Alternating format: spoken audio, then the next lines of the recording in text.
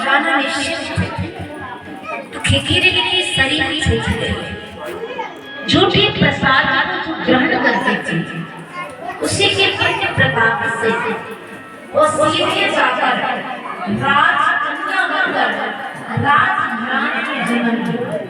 आप सभी को पता है, जब राजघराने की बेटी है तो राजघराने की शादी हो, और सयानी भी राजकन्या है, राजघराने में शादी हो। ससुराल तो गई पर अगल बगल में कहीं भी भागवत भजन सत्संग होता था, वहाँ अवश्य पहुंचना। पर राजघराने के लोगों को यह बात पसंद नहीं। राजघराने के लोगों ने उनके ऊपर नियम लागू कर दिया कि तुम लोग राजघराने की भगरानी को साधारण प्रजाओं के बीच में बैठकर सत्संग श्रवण करना उचित। इसीलिए आज के बाद बाहर राजभोगरानी कहते कोई बात नहीं, ठीक है, जितना हक आप लोगों का है राज्य पर उतना ही हक राज्य पर मिला।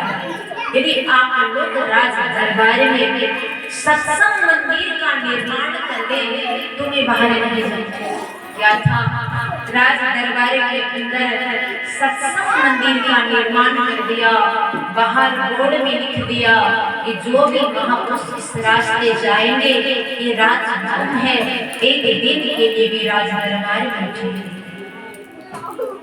एक महात्मा जी जा रहे, जब लिखा हुआ देखा, सोचा मैं तो इस राज्य का प्रजा हूँ, मेरा कर्तव्य बनता है राजाओं का धर्म का पालन करना, आज्ञाओं का पालन करना।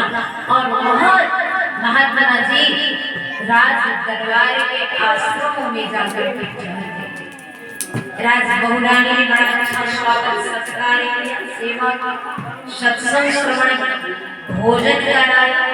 दूसरा दिन जब महात्मा जी विदा होने लगे, तब राजबहुरानी हाथ जोड़कर कहती है, बाबा यदि सेवा में किसी प्रकार की त्रुटि हो गई हो तो मुझे अबोध बालिका समझ करके क्षमा कर देना। महात्मा जी ने कहा, बेटी तुम्हारा सेवा से मैं अति प्रसन्न हूँ, एक बात हमेशा याद रखिएगा, साधु महात्मा यदि आपका सेवा से प्रसन्न है, खुश है, तो बिना आशीर्वाद मांगे आपको आशीर्वाद मिल जाएगा। यदि संत महापुरुष आपके दरबार से दुखी होके जा रहे हैं, तो समझ लीजिए आपको अभिशाप लग जाता है। इसीलिए हमेशा प्रयास कीजिए कि साधु महापुरुषों को आप प्रसन्न रखें। साधु महात्मा पैसे के भूखे नहीं होते, साधु महात्मा अन्न के भूखे नहीं होते, वो प्रेम के भूखे। और जिस व्यक्ति के अंदर प्रेम भाव नहीं, हमारे संत कहते हैं प्रेम बिना जो भक्ति है निज बिंब विचार ओत्र भरण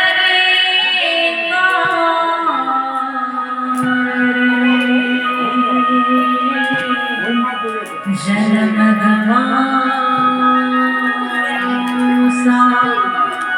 यदि प्रेम नहीं है हमारे हृदय में, तो हमारी भक्ति बेकार है।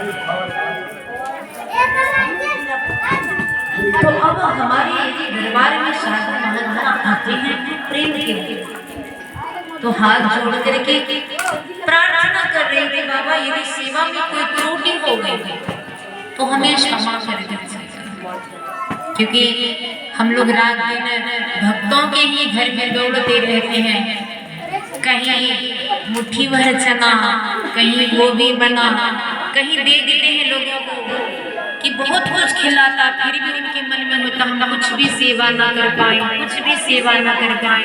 और कुछ लोग होता है थोड़ा सा सेवा करता है, उनके मन में अहंकार भर जाता कि जैसा सेवा मैंने किया, मेरा सुंदर घर में जो मैंने निवास किया, ऐसा सुंदर महाराज जी को और जगह थोड़ी मिल सकती। अरे अहंकार का भगवान का आहार है, और जब जब किसी के अंदर अहंकार अंकुर पल्लव हुआ, भगवान उस अहंकार के अंकुर को काट पल्लव में जब सबरी कहते राजा भगवानी ने हाथ पकड़ के विनती किया कि क्षमा कर दे बाबा, ये सेवा में त्रुटि हो गई। बाबा ने कहा नहीं बेटे, बहुत सेवा किया, मैं अति प्रसन्न हूँ, तू वरदान मांग। तब राजा भगवानी कहती है कि बाबा अब सच में कुछ देना चाहते हो? बोले मांगो तो सही, भले संत देखने में आपको कंगाल लगते हो, गैर वस्त्रधारी लगते हो, लेकिन बाहर से कंगाल भीतर से माल है। वे तो गुदड़ी कोड़े हुए गुदड़ी का लाल देते, बाहर से कंगाल दिखता जरूर है पर वे लाल है, माल है। गुदड़ी कोड़े हुए तो गुदड़ी का लाल है।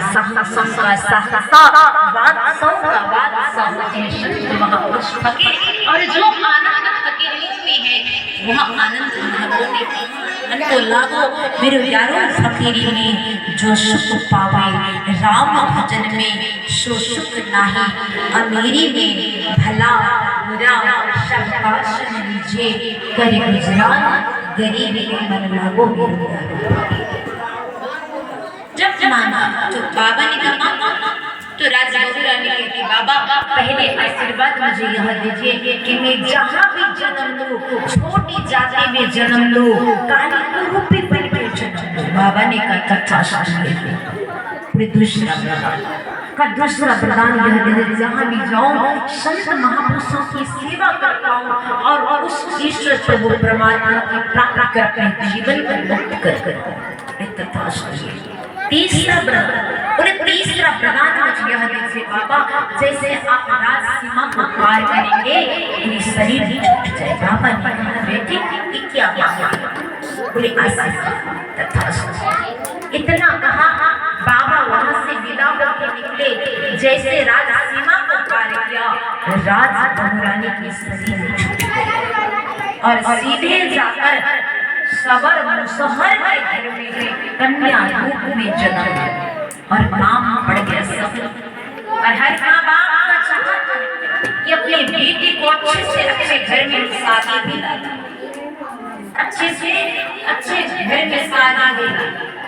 मैं एक सन्यासी हूँ, मेरे एक ही भाई 5 घर से है, 2 साल से मेरे भाई वृंदावन में रहते थे। इस बार हम लोग सब लोग कई बार घर वाले का प्रयास आना नहीं चाहता, बहन लोगों को लेकर के मेरे साथी को लेकर के किसी तरह लेकर घर आ जाओ, चलो मेरे साथ आना नहीं चाहता, करने नहीं चाहता, उनसे दिया कि नहीं घर को लाए। हमारे सारे रिश्तेदार चाहते हैं कि अच्छा सा घर में तो अच्छी सी लड़की दे दे, ब्याह शादी करा दे, उनका घर बसा दे और हमें भी इस घर से छुटकारा मिल जाए। माता पिता तो है नहीं हमारे लिए, स्वर्गवास हो चुके हैं, पर बस ये घर से भागने को तैयार है। आज भागे पर भागे कैसे भागे के कैमरे शादी करा तो फिर कन्या को जो देख लिया ना, हम कन्या को देखेंगे।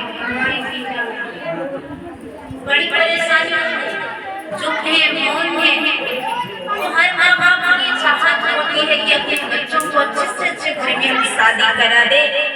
सबरी के माता पिता ने सबरी का शादी करा दिया गया और वो जमाना था जो बिन देखे ब्याह किया जाता। ये जमाना है देख के साल 10 साल पहले से बातचीत करते हैं, इसके बाद शादी होती है। इसलिए आजकल की शादी हमारा निकाह नहीं हुआ, निकाह हो गया। पहले बिन देखे ब्याह करना था, इसलिए शादी निकाह होगी, कुछ नहीं होता। हम तो पहले से क्या करके ब्याह करता, इसीलिए देखते साथ में शादी दिखता नहीं है।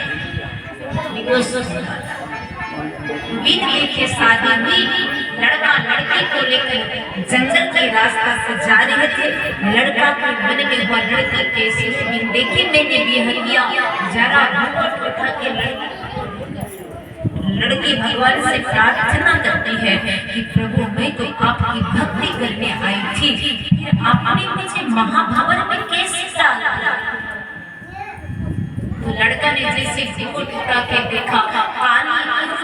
अलौकिक घुंघरेला बाल, बड़े बड़े आंख, बड़ा बड़ा मुंह को देख, लंबे लंबे दांतों को देख लड़का भयभीत हो गया।